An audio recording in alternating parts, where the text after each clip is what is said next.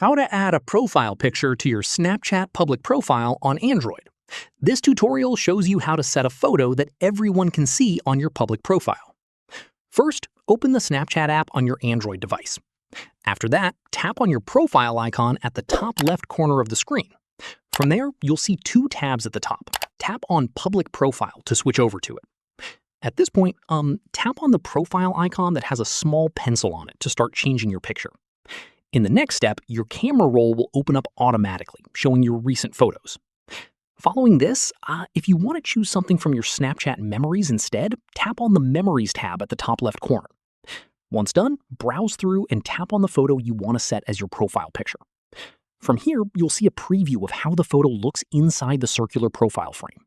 Adjust it by pinching or dragging until it looks just right. Finally, tap Confirm to save it, and your new profile picture will be visible on your public Snapchat profile right away. And that's it. If this guide helped you add a profile picture to your Snapchat public profile on your Android, give it a like, subscribe for more Snapchat tutorials, and tap the bell icon for updates. See you in the next one.